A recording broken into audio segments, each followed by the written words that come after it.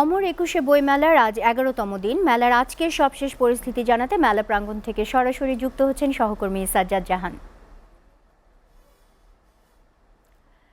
সাজ্জাদ, তসলিমা নাসরিনের বই নিয়ে যে ঘটনাটি ঘটল, এটার কোনো প্রভাব কি আপনি মেলায় দেখতে পাচ্ছেন এবং সার্বিক পরিস্থিতির ব্যাপারে আমাদেরকে জানাবেন?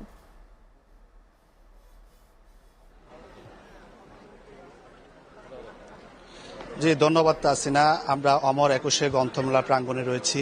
মেলায় আজকে শুরু থেকেই এবারের মেলায় একটু ভিড় বেশি অন্যান্য বারের তুলনায়। আপনি জানেন, বৈষম্য বিরোধী ছাত্র আন্দোলনের মধ্য দিয়ে বাংলাদেশের নতুন বাংলাদেশে আমরা আবিষ্কার করেছি যে বাংলাদেশে বৈষম্যহীন লেখক, পাঠক এবং প্রকাশকদের একটি মিলন মেলায় পরিণত হয়েছে এবার অমর একুশে গ্রন্থমেলা।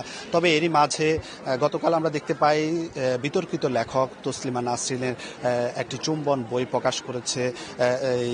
যেই প্রকাশনা প্রকাশ করেছে, এই প্রকাশনার প্রকাশের প্রতিবাদে ক্ষোভে প্রকাশনাটি বন্ধ করে দেওয়া হয়। এখনও আমরা দেখতে পাই প্রকাশনাটি বন্ধ রয়েছে এবং সেই সাথে প্রকাশককে পুলিশ হেফাজতে নেওয়া হয়েছে। তবে সার্বিকভাবে বলতে পারি যে মেলায় একটি উৎসব এবং কি একটি আমেজ বিরাজ করছে। যেমন তরুণীরা এসেছেন নতুন বইয়ের সান্নিধ্যে, নতুন লেখা, নতুন প্রকাশনাকে যেমনি প্রাধান্য দিচ্ছেন, তেমনি নতুন কিছুকে আবিষ্কার করতে তারা নানান বয়সের মানুষ এবারের মেলায় সমাগত হয়েছেন। তবে আমরা যেটা দেখতে পাই যে অন্যান্য বারের বা অতীতের মতো জ্ঞান গর্ব আলোচনা বা সেই প্রেক্ষাপটটি একটু মেলায় উপেক্ষিত থাকলেও তবে তরুণ লেখকরা ভালো লিখছেন, ভালো করছেন, সে বিষয়ে নিশ্চয়ই সন্দেহ নেই। তবে অতীতের আমরা হুমায়ুন আজাদ, রবীন্দ্র সাহিত্য থেকে শুরু, নজরুল সাহিত্য থেকে শুরু করে যেই জ্ঞান গর্ব বই বা এবারের মেলাও এই বইগুলো এরকম বই আসবে প্রত্যাশাতে লেখক পাঠকদের। তবে আমরা দেখতে পাই যে লেখক বা পাঠকের পাশাপাশি মেলা প্রাঙ্গণে মেলা উৎসব মুখর একটি আয়োজনের অংশ হওয়ার জন্য অনেকে এসেছেন। অনেকে আমরা দেখেছি মেলায় প্রিয়জনের সাথে সময় কাটাতে এসেছেন। তো এর পাশাপাশি পছন্দের বইটিও দেখছেন। আমার সাথে একজন লেখক রয়েছেন, আমরা তার কাছ থেকে কিছু শুনব। আসসালামু আলাইকুম।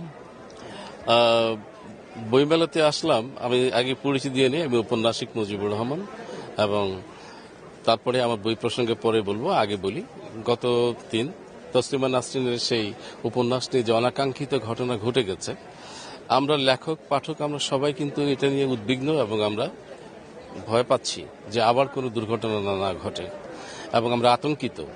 তবে আমি পাঠক সমাজের কাছে বিনীত অনুরোধ করব যেন আমরা সবাই, ভুলভ্রান্তি মানুষের থেকে থাকে, পথ চলতে গেলে কখনো আমরা কাদার মধ্যে আটকে যাই, আবার পথ চলতে পারি। তো সেই সব বিষয় চিন্তা করতে গেলে লেখার মধ্যে একটা প্রগতিশীল লেখা থাকবে এবং দ্রোহ বিদ্রোহ থাকবেই লেখার মধ্যে, এবং এই সমস্ত প্রাঞ্জলতা নিয়েই তো একটা লেখা হয়, একটা কবিতা উপন্যাস হয়। সো আমরা কখনো আক্রমণাত্মক মনোভাব দিয়ে আমরা কোনো বইয়ের দোকানে বা আমরা কোনো বইয়ের লেখকের উপরে আমরা আঘাত করতে যাব না। ধন্যবাদ। তরুণ পাঠিকা একজনকে দেখতে পেলাম আমরা, আপনি কাছ থেকে শুনতে চাই যে কি অভিজ্ঞতা আপনার? মূলত আমি বই মেলায় এসেছি কিছুক্ষণ হয়েছে। আমি পেশায় একজন শিক্ষক, পদার্থবিজ্ঞান বিভাগের। তো আমি বইমেলায় এসেছি মূলত আমার পছন্দের বইগুলো খুঁজতে, যেগুলো অবশ্যই বিজ্ঞান বিষয়ক বই। তো আমি মনে করি যে এই মেলাতে আমি আমার পছন্দের বইগুলো খুঁজে পাবো, যেগুলো হয়তো আমার বিষয় রিলেটেড হবে এবং আমাকে নতুন কিছু তথ্য দিবে এই বইগুলো, যেন আমি পরবর্তী প্রজন্ম যারা আছে তাদের কাছে এই মেসেজটা দিতে পারি, যেটা তাদের জন্য খুবই উপকারী হবে। ধন্যবাদ। আমরা যেমনটি বলছিলাম যে বই হচ্ছে আলোর পথিকৃৎ, আগামীর প্রজন্মকে আলোর দিক নির্দেশনা দেবে এই বই। সেই বইয়ের সাথে প্রকাশনা এবং কি সকলের ক্ষেত্রে একটি সম্প্রীতিপূর্ণ পরিবেশ বিরাজ করবে বইমেলায়, এমনটাই প্রত্যাশা। ধন্যবাদ। সাজ্জাদ, বইমেলার খবরাখবর জানানোর জন্য আপনাকে ধন্যবাদ।